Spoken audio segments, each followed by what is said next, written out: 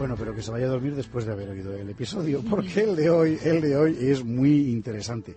La batalla de Albelda. Bueno, fue crucial. Aquí ya hemos contado que la batalla de Clavijo, aquella que según la leyenda libró Ramiro I contra los moros, donde apareció el apóstol Santiago y decidió la lucha a favor de los cristianos, esa batalla, digo, es probablemente la deformación legendaria de dos batallas que sí tuvieron lugar. La que libró Ordoño, hijo de Ramiro, en torno a Albelda y el monte Laturce, precisamente en el collado de Clavijo. Fueron dos batallas. La primera vio la victoria de los Banucasi del Ebro, pero la segunda la ganaron los cristianos, y tras esa segunda batalla de Albelda, el mapa iba a cambiar de forma decisiva. Vamos a contarlo con detalle.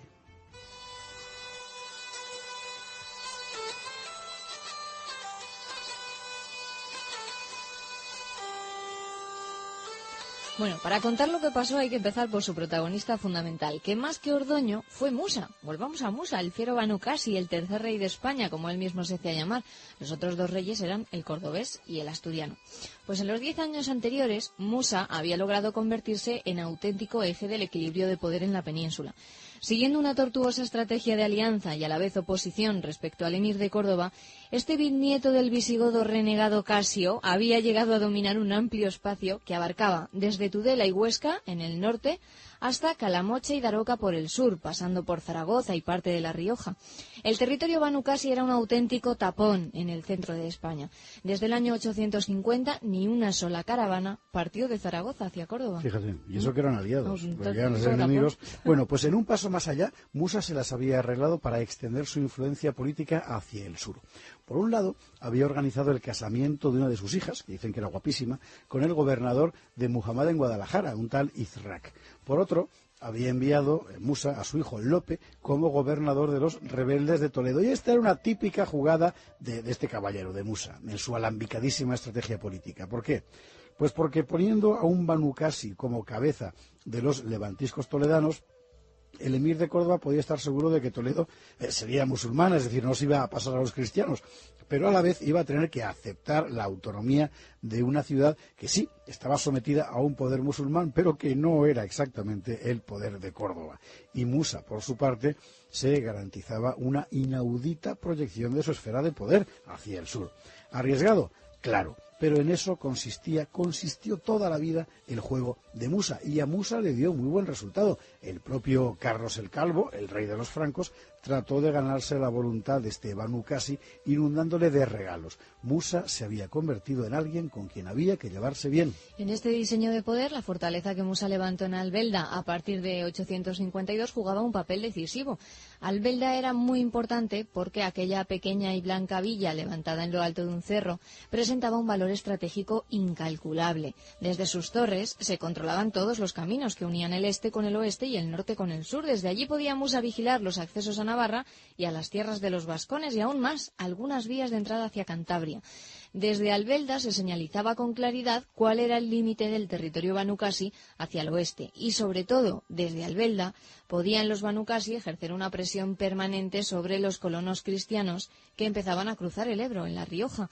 Por eso Musa emplazó en Albelda una plaza fuerte y por eso Ordoño quería borrarla del mapa.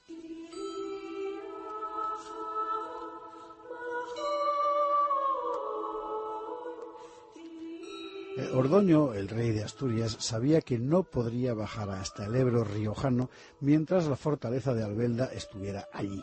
En 852 había intentado suprimir el obstáculo, entonces naciente, pero Musa soportó la embestida. Después el Banucasi había invadido Álava, saqueándola. Ebrio de soberbia, Musa había desdeñado ayudar a su sobrino García Íñiguez de Pamplona cuando fue secuestrado por los vikingos, lo contábamos ayer.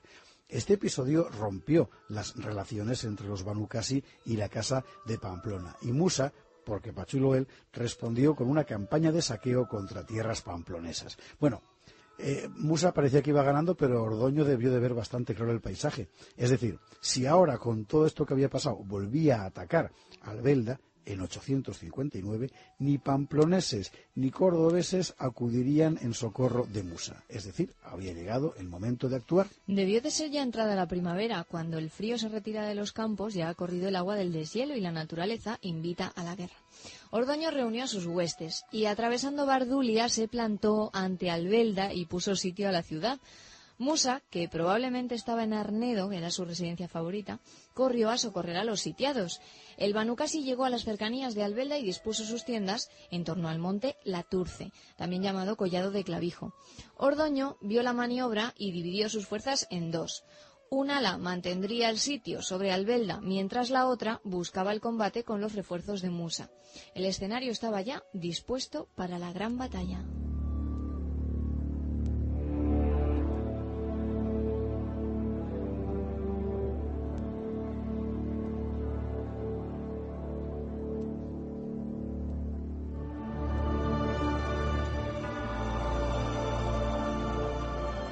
Las crónicas no nos dan detalles sobre el choque, pero podemos imaginarlos. Con Ordoño estaría muy probablemente Gatón del Bierzo, que sin duda tendría ante sus ojos el desastre del Guadacelete, con aquellas montañas de cabezas cristianas que los moros elevaron a modo de macabro trofeo de guerra. Bueno, ahora se presentaba la hora de la venganza. También estaría con Ordoño otro conde que empezaba a hacerse un nombre, Rodrigo, el de Castilla, quizás hermano o cuñado del rey y casado con una castellana. Debían de estar igualmente los gallegos, Vimara Pérez y Hermenegildo Gutiérrez, y asimismo Pedro Teón, aquel que venció a los vikingos, porque no es probable que el rey, en aquella prueba suprema, prescindiera de sus mejores caballeros, y estos fueron, o pudieron ser, los protagonistas del combate. La victoria cristiana fue completa. Las huestes de Ramiro arrollaron a las de Musa. Un yerno de Musa llamado García murió en el combate. El propio caudillo Banu Qasi resultó malherido y a punto estuvo de caer prisionero. Le salvó in extremis un enigmático caballero de su hueste, antiguo guerrero cristiano que sin duda guardaba con Musa una deuda de sangre y que al ver al viejo caudillo era tan difícil trance que tenía que pasar, claro que estaba pasando, pues se apeó de su caballo, hizo subir a Musa y se aseguró de que el corcel lo llevara lejos del campo de batalla.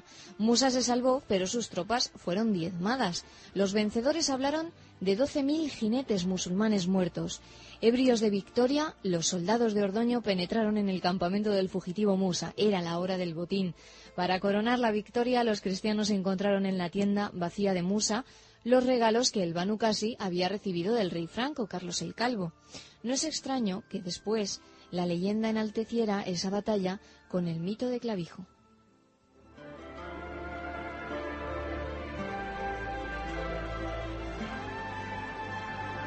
Albelda, vencidos sus auxiliadores, apenas pudo resistir. Después de 7 días de asedio, las tropas cristianas penetraron en la ciudad. Literalmente la arrasaron. Sus defensores murieron. Todos. Los derrotados de Guadalete vieron vengado el desastre de Toledo. Ordoño logró que la fortaleza mora de Albelda desapareciera del mapa y los colonos pudieron ya bajar sin peligro al cauce del Ebro.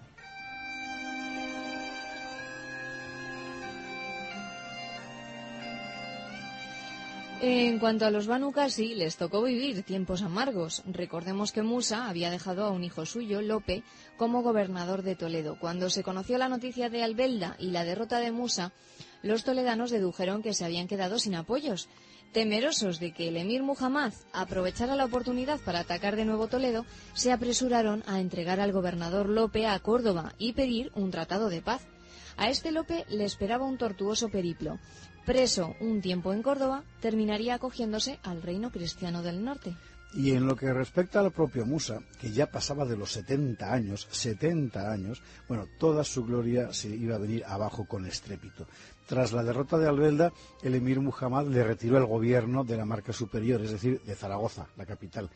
Por 2 veces se vio obligado el orgulloso Banu Qasi a permitir que las tropas del Emirato pasaran por su antes intocable territorio, aquel por el que no había pasado una caravana cordobesa desde 9 años antes. Musa trató de resarcirse atacando a los condados catalanes, pero con fortuna limitada. Y las cosas terminaron en desastre para Musa por un asunto de familia. Recordemos que Musa, en su política de proyectarse hacia el sur, no solo había hecho a Lope gobernador de Toledo, sino que además había casado a una hija suya con el valí de Guadalajara, Izrak.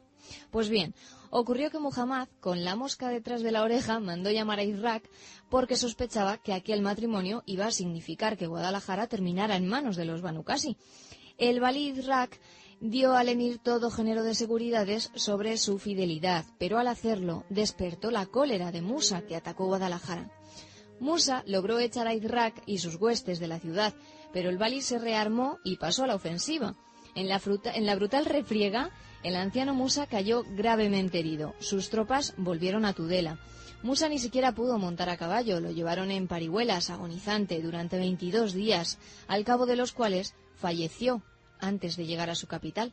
Así murió el astuto y feroz Musa ibn Fortun ibn Cassius, cuyo destino había quedado marcado por la derrota de Albelda.